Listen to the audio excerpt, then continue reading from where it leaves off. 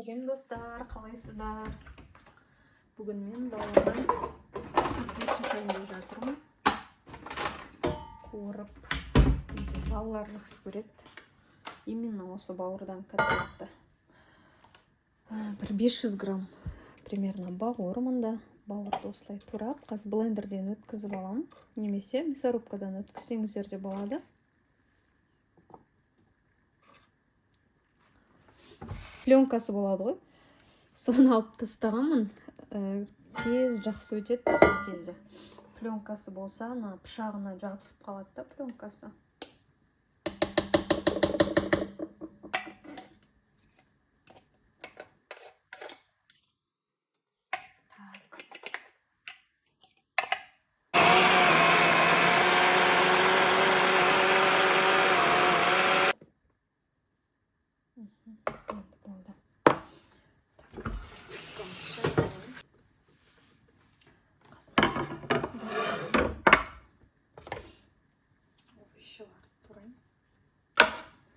Блендер маған әлі керек.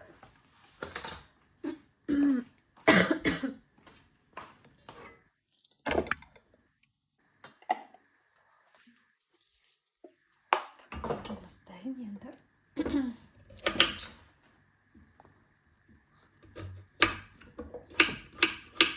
Сәбізді.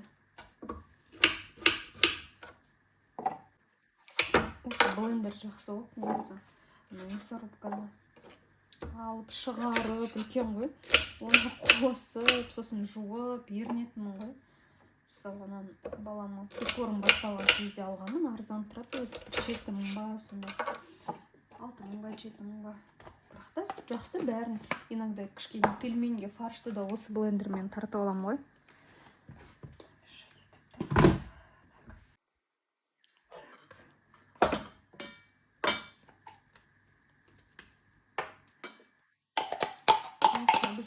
Езіп алдық. Идеально безді.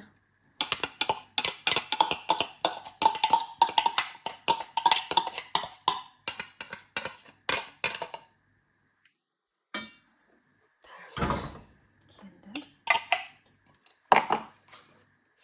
кішкене мен укроп қосамын, көк пияз қосам.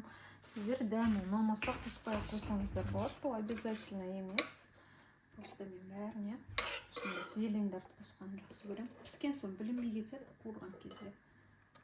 Свежий күйінде былай қатты білініп тұрады ғой, піскен кезде онша байқамай қалады балалар. Сосын 2 зубчик чеснок қосам. Чеснок күшті дәм береді ғой, барлық тамақтарға.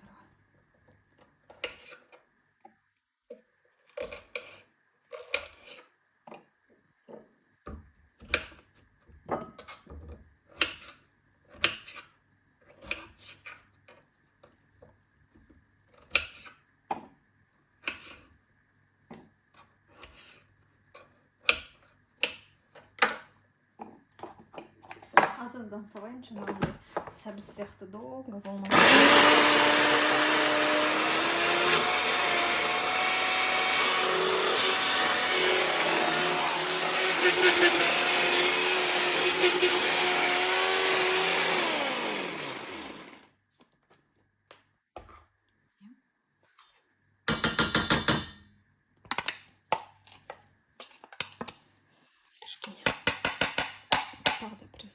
Араластырып берейін. Картошка мен сәбізді жақсылап піспей қалуы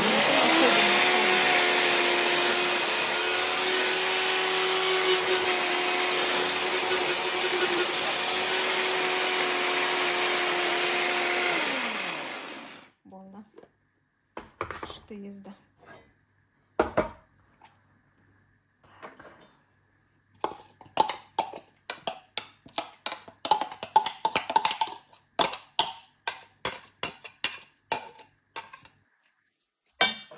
Қасынан гарнир жасап, ужинға еш нәрсе жасамай қойсаңыздар болады. Или болмаса перекусқа осындай котлет жасап қойсаңыздар. Тоже жақсы арасында. Балалар жүгіріп. Кухняға келеді ғой, жүріп нәрсе сұрап. Тез-тез қарындар ашады ғой, содан қысқа. Сол кезде перекусқа да жақсы.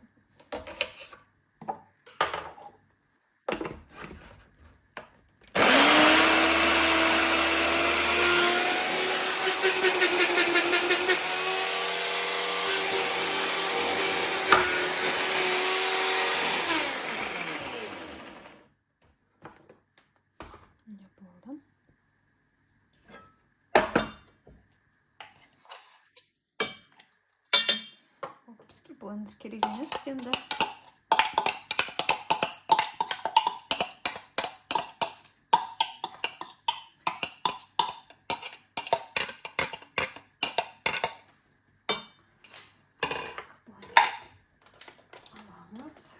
Жинаймыз, қасынан жуамыз.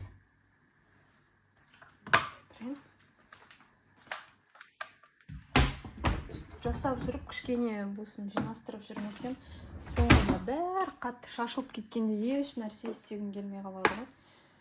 Так, бір жұмыртқа қосамын. Одан кейін так, дәміне қарай қара бұрыш, кішкене қара бұрыш қосамын.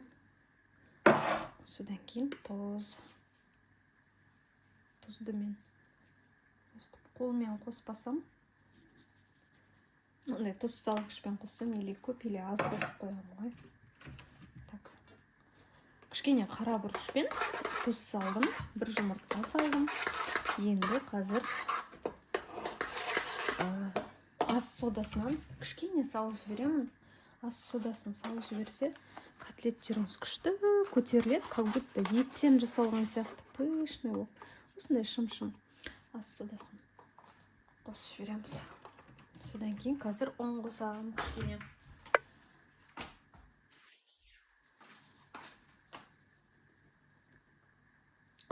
Ас қасықпен примерно қанша қасық деп айтсам болады онда. 3-4 ас қасық енді примерно өздеріңіз көресіздер ғой. Котлеттің басы бірігу үшін.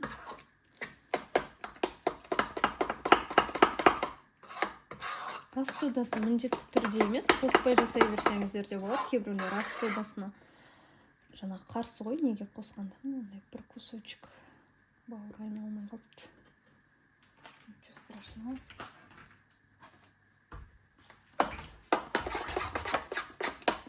Барлығын көз мөлшерімен жасай беремін. Всегда получаться етеді. Получаться етпей қалды деген болмайды.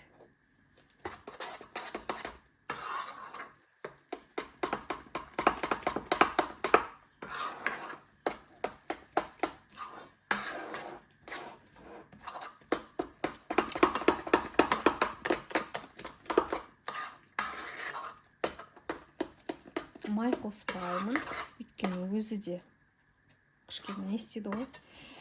Майда қуырылады, сол себепті май болып кетеді. Май қоспаймыз. Енді кішкене сүт қосып тағы да ұн қосып жіберсеңіздер де болады. Біреулер солай жасайды. Мен сүт қоспаймын, блинный жасаймын ғой бауырдан. Сол кезде ғана қосамын сүтті. Ұн жеткілікті осы. Сковородкамызға майды құйып енді. Май қызған соң тез пісіріп аламыз. Өзі тез піседі ғой бауырдан. Ет сияқты долго емес. Получается, төсеп.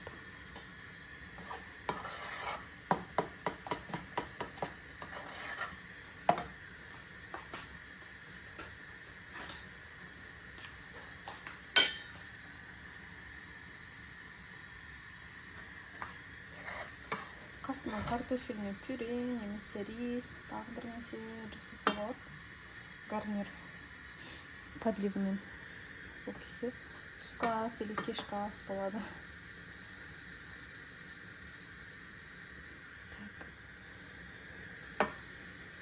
Примерно қасып қалдым, қасып біреусін салып көремін.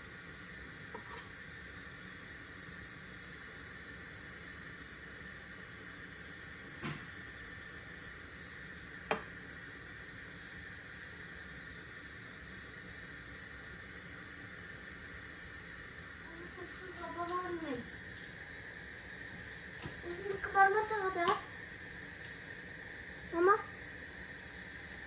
Айша? Осындікі бар ма тағынан? Білмеймін қайда тұрғанын жүгір қара. Кішкене осы. Кішкене үлкен болған қаласаңыздар көптен құя бересіздер ғой.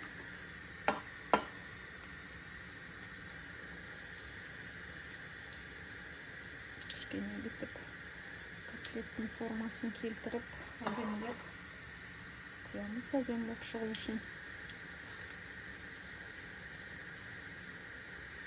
бауырдан котлет көп адамдар жақсырмайды екен. Бірақ та мен жақсы көрем. Үйімізде бәрі жақсы көреді.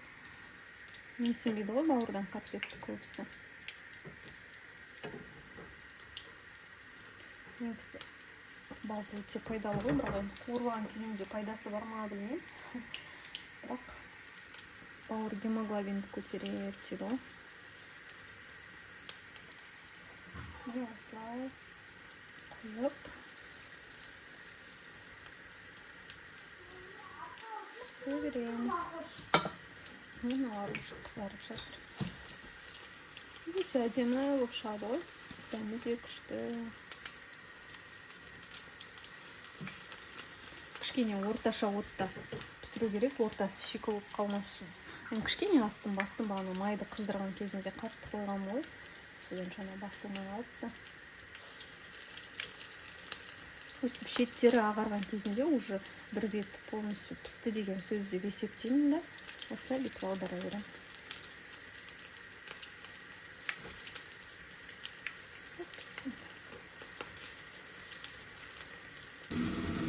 Шетінен құйып біткенше уже шетінен біреулері пісіп жатыр ғой. Тез пісіп. Біреусін жеп ортасын көреміз, пісіп жатыр.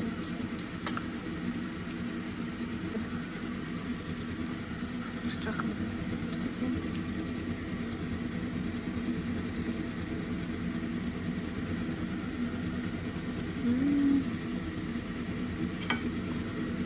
Дәмді.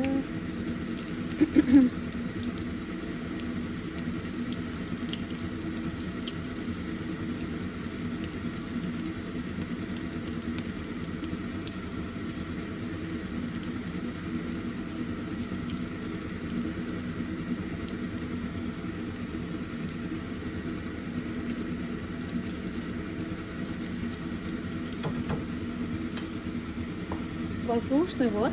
Осылай ас содасын қоссаңыздар, көрдіңіздер ма? Ортасы көтеріліп тұрады. Ал ас содасын қоспай жасасаңыздар, мынандай өте жұқа, сондай плоский болып піседі ғой.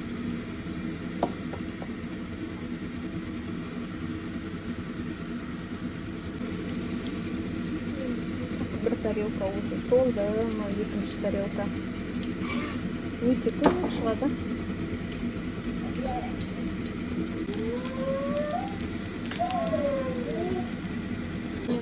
Екі осындай тарелка котлет шықты. Менімен бірге болғандарыңызға рахмет.